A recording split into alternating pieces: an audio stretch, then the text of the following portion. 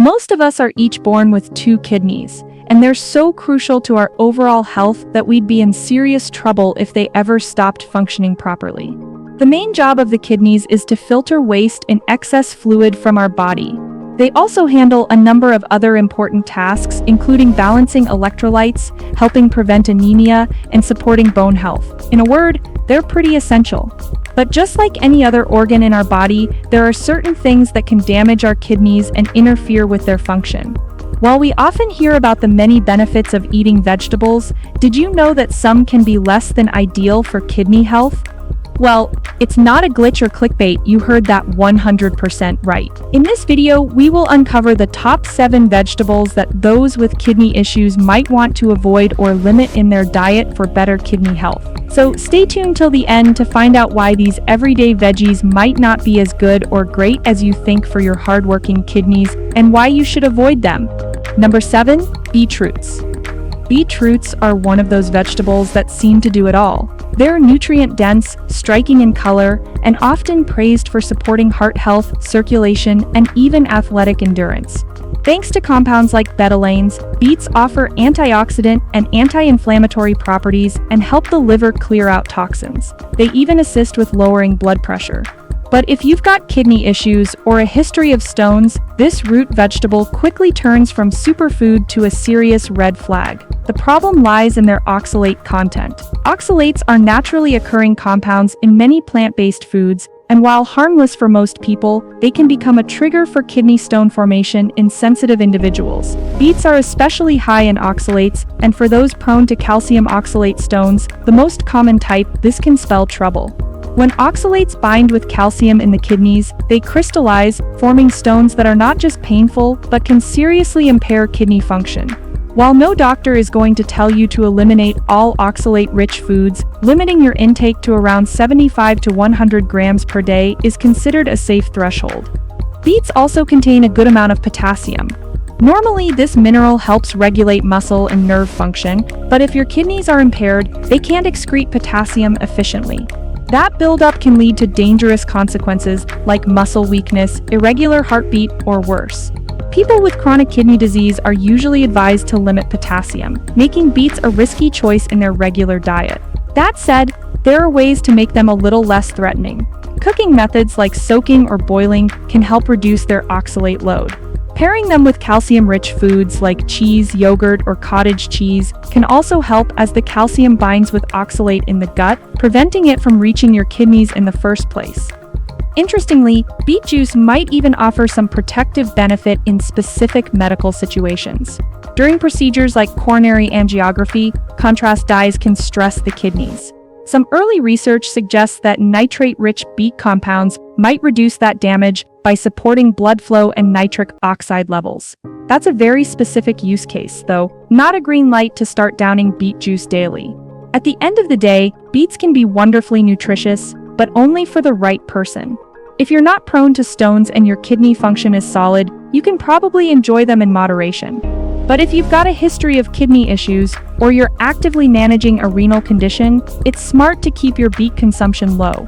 When it comes to beets, it's not about fear, it's about knowing your body and playing it smart, and that matter. Number 6, Swiss chard. Swiss chard is often hailed as one of the healthiest leafy greens you can eat. It's loaded with vitamin K, vitamin A, and vitamin C. Add to that its magnesium, iron, fiber, and low calorie count, and on paper, it's the kind of vegetable you'd expect to see in every superfood list. But when it comes to kidney health, the story shifts, and not in your favor. Here's the why: Swiss chard is extremely rich in potassium. That's not a bad thing for most people, since potassium helps regulate fluid balance and muscle contractions.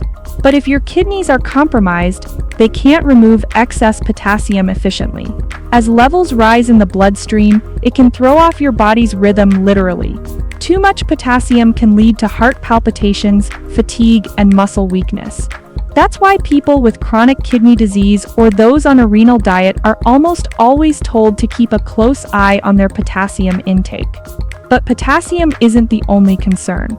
Swiss chard is also high in oxalates, the same compounds in beets that can bind with calcium in the kidneys and form stones. For people with a history of calcium oxalate kidney stones, this leafy green can quietly become a major dietary hazard. While 1 cup here or there may not lead to a crisis, regular intake without precautions could set the stage for future problems. So, what can you do if you still want to enjoy chard?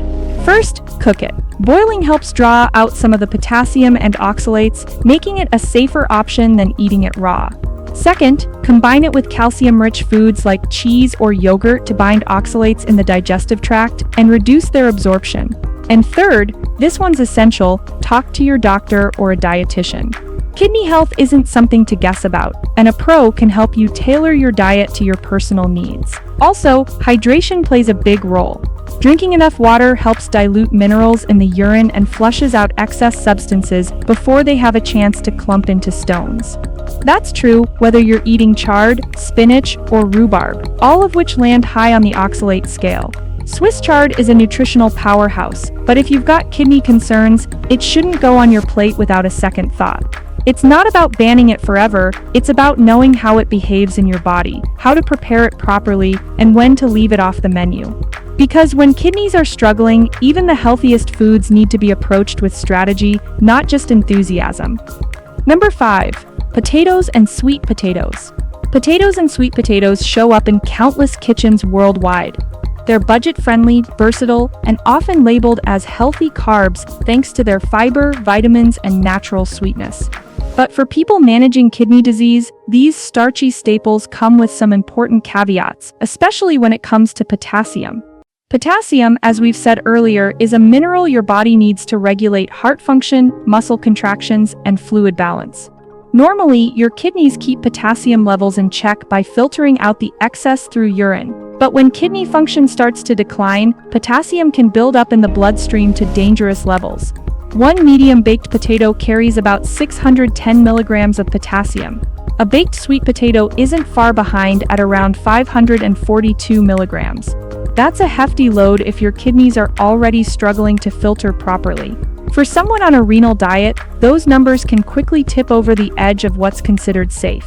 But it's not just about what you eat, it's how you prepare it. Cooking methods can make a surprising difference in the final potassium content. For example, boiling potatoes in water can draw out a good amount of potassium if they're cut into smaller pieces. Soaking after boiling takes things even further. According to clinical research, this combined method can reduce potassium levels by up to 70%, bringing them below 130 milligrams per 100 grams, making them more acceptable in a kidney-friendly diet. On the other hand, frying potatoes or baking without any pre-treatment doesn't help at all. In fact, it can actually raise the potassium content in some cases, especially if you're using processed versions like canned or frozen French fries.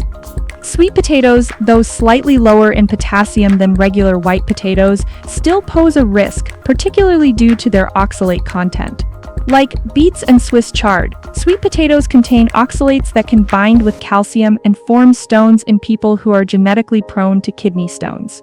On top of that, sweet potatoes are rich in beta-carotene, which your body converts into vitamin A. While that's beneficial in moderation, excessive intake over time could lead to vitamin A toxicity, especially if you're supplementing or eating large amounts regularly. That's not a common issue, but it's worth keeping in mind for people with compromised kidney function. The good news, you don't necessarily have to eliminate potatoes or sweet potatoes completely. If you're smart about portion sizes, use the right cooking techniques, and combine them with other low-potassium foods, you can still enjoy these comforting carbs in moderation. Just don't assume that natural equals safe. When kidneys are involved, every detail matters, from prep methods to what's on the plate next to it. As always, the best step is to talk with your doctor or dietitian. They can guide you on how much potassium you should be eating each day and help you make food swaps without feeling like you're giving up your favorites entirely. Number 4, spinach.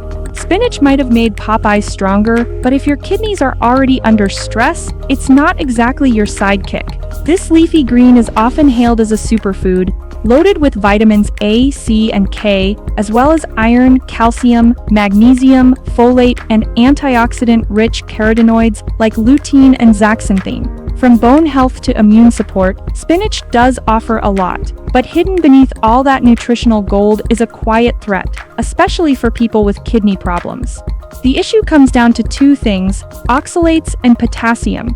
Spinach is one of the highest oxalate-containing vegetables out there. That matters because oxalates can bind with calcium in the kidneys and form sharp, painful stones. For people prone to kidney stones, especially calcium oxalate ones, spinach isn't doing any favors. And if you've already got compromised kidney function, adding high oxalate foods like spinach to your plate might just push things further in the wrong direction. Potassium is the second red flag. While essential in a healthy diet, potassium becomes dangerous when your kidneys can't filter it out efficiently. Spinach, both raw and cooked, is packed with it. As potassium builds up in the blood, it can lead to muscle weakness, irregular heartbeat, or even more serious complications. So, if your potassium levels are already high or you're on a renal diet, your doctor may recommend limiting or avoiding spinach altogether.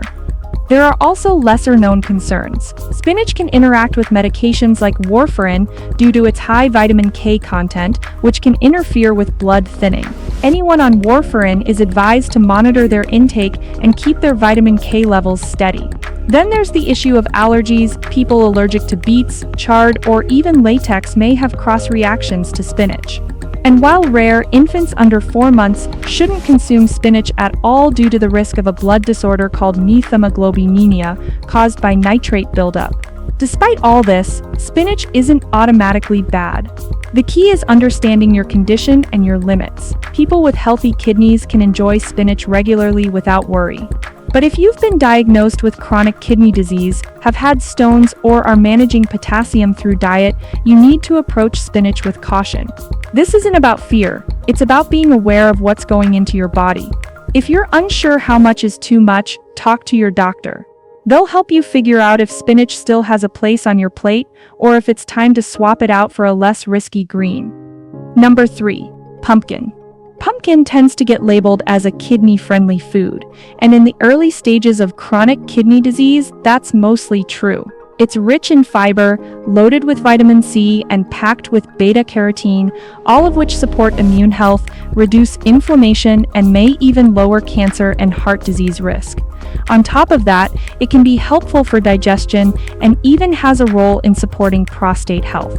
But when potassium levels become a concern, as they often do in kidney patients, pumpkin becomes something you can't just pile onto your plate without thinking. While it's not as potassium heavy as some starchy vegetables, pumpkin still contains enough to raise red flags if eaten in large portions. The tricky part is that it feels so healthy, so neutral, that people tend to overdo it. And with kidneys that can't filter excess potassium effectively, that extra load can lead to hyperkalemia, a condition where potassium builds up in the bloodstream, which can affect your heart rhythm and lead to serious complications. That's why portion control matters. For someone with compromised kidney function or those on dialysis, even a healthy vegetable can backfire if consumed unchecked. A small serving here and there may be fine, but making pumpkin soup your weekly go-to without consulting your doctor isn't smart.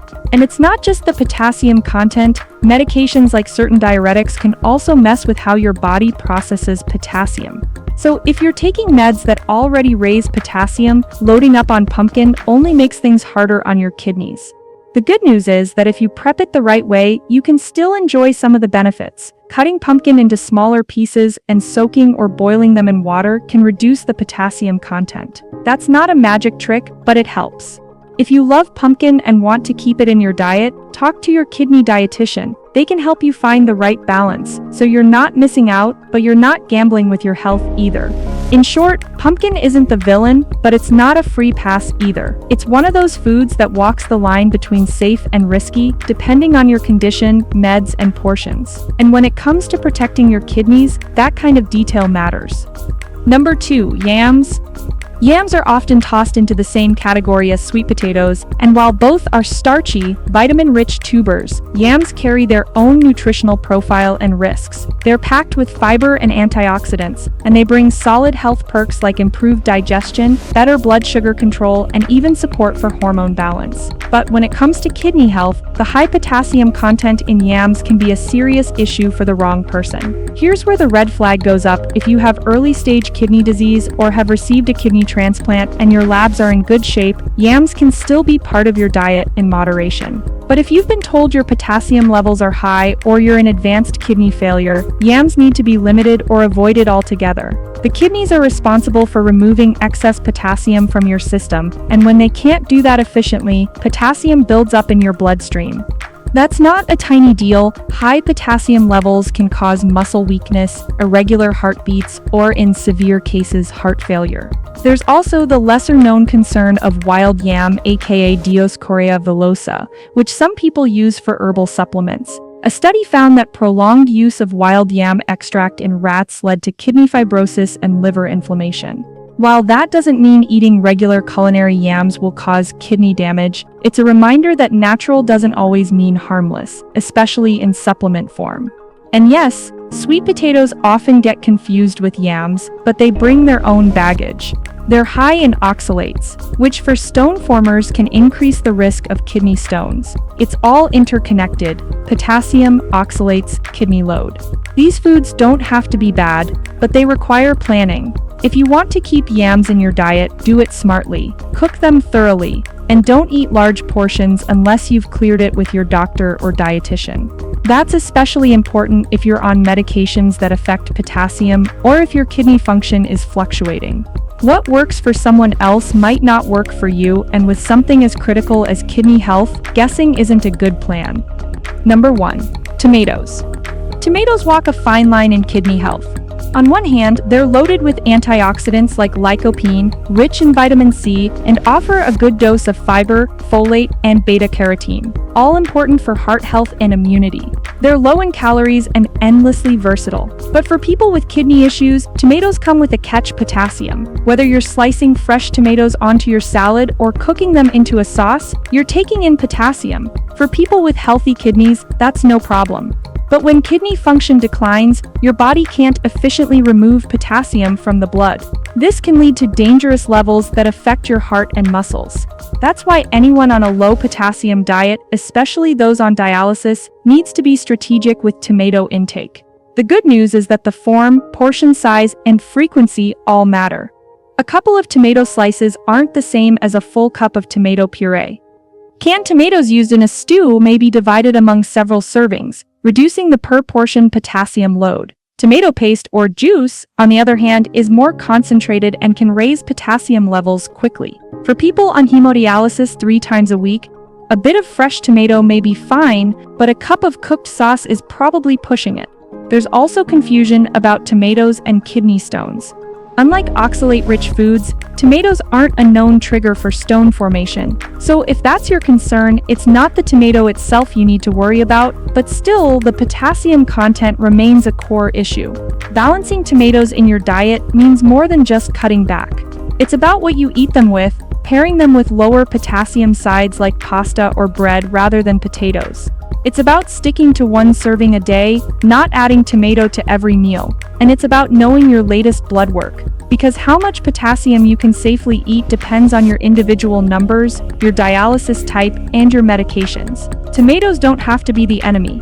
In fact, for many people with early-stage CKD, they can still be part of a balanced diet. But if you're further along or always battling high potassium, they're a food that deserves your attention and your moderation. If you found this video helpful, like and subscribe. Thanks for watching, and we'll see you soon.